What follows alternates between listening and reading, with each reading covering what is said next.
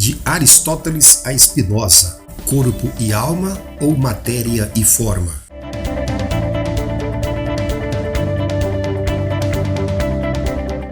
O sistema orgânico de Aristóteles, corpo e alma. Insatisfeito com a perspectiva platônica sobre corpo e alma na visão de Platão, que colocava de forma bem separada o corpo da alma, onde ele colocava o corpo como elemento da matéria, que era mortal, imperfeito e pertencia ao mundo dos sentidos, e por outro lado colocava a alma como algo perfeito, imortal, do mundo das ideias, Aristóteles vai defender uma nova percepção desse dualismo alma e corpo, que nós vamos chamar de ilemorfismo das palavras gregas ile, matéria, e morph, forma. Segundo este, todas as coisas resultam de dois princípios diferentes e complementares, a matéria e a forma.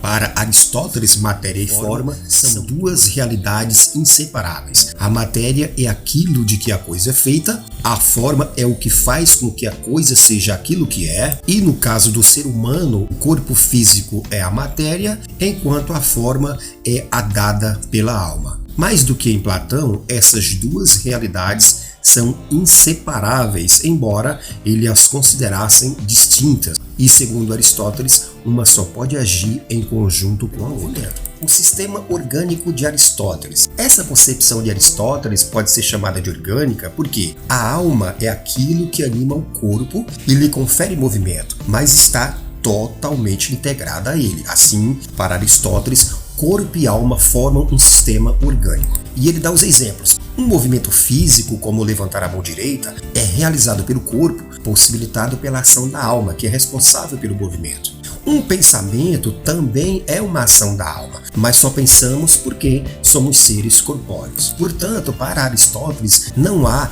uma separação, como fazia Platão, entre corpo e alma, pois ambos estão interligados. Ou seja, mesmo que fosse possível conceber uma alma separada de um corpo, essa alma não pensaria, pois ela só pensa porque está presente em um corpo. Para a gente entender um pouco melhor a concepção orgânica de Aristóteles. Portanto, a alma é aquilo que anima o corpo, que lhe confere movimento, estando totalmente integrada ao corpo. Porém, não há uma alma separada de um corpo.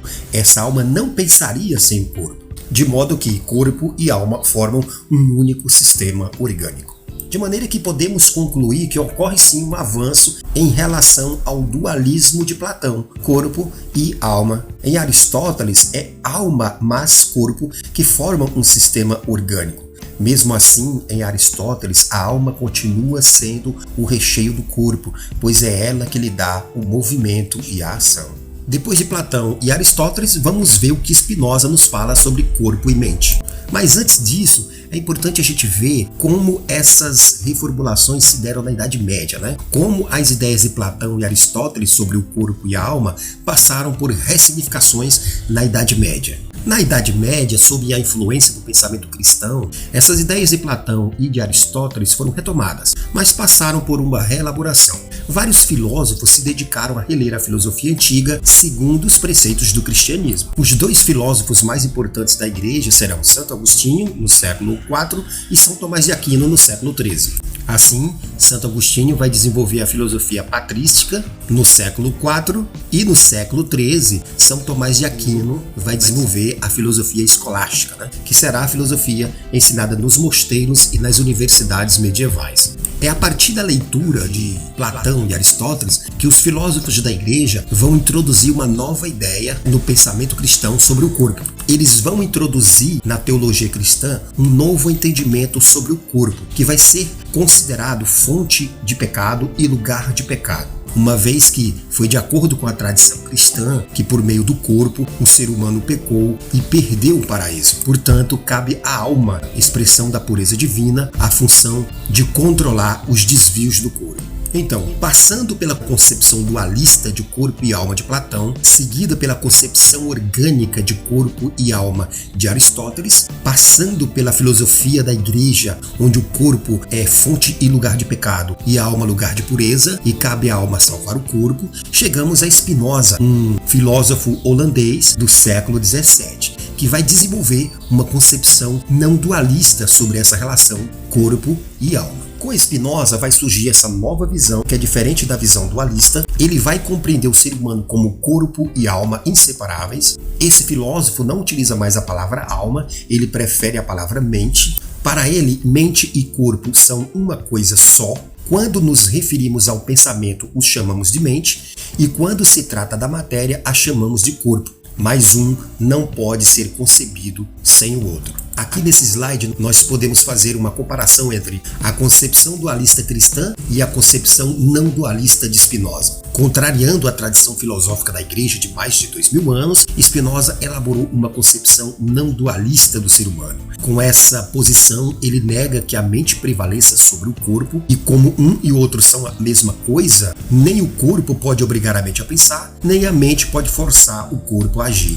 Para Spinoza, quando pensamos, o fazemos na condição de corpo-mente. Quando nos movimentamos, também o fazemos na condição de corpo-mente. Não há separação entre corpo e mente na concepção de Spinoza. Os estímulos para Spinoza. Para Spinoza, as ações do corpo dependem dos estímulos que ele recebe. Spinoza chamou esses estímulos de afecções, onde o corpo pode ser afetado de diferentes formas e age também a partir dessas afecções. Dependendo de como o corpo é afetado, sua potência de agir ou aumenta ou diminui. E ele cita como exemplo um atleta que compete. O estímulo para alcançar a vitória é a afecção, que aumenta sua potência de agir, levando a bons resultados. Portanto, para Spinoza, temos tanto as afecções positivas como as afecções negativas. As afecções positivas nos estimulam a agir com a potência elevada, que ele chama de alegria. E as afecções negativas, elas diminuem a nossa potência de agir.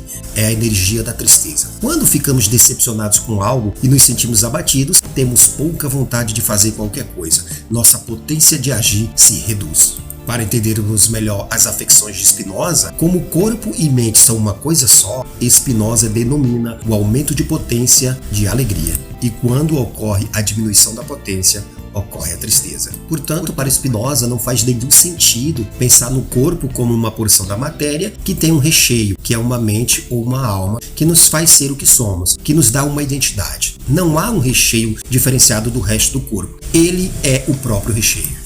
De forma que Spinoza afirmava até a sua época que ninguém havia conseguido conhecer o corpo de modo a poder explicar todas as suas funções. Por isso, atribuíam-se à alma as ações do corpo. E o que é mais legal disso tudo é que hoje, com os avanços da ciência, conhecemos bem mais o corpo, sua anatomia, fisiologia, do que nos tempos de Spinoza. Só recentemente, porém, a neurociência tem conseguido compreender melhor as interações entre o corpo e a mente, dando ampla razão à teoria de Spinoza.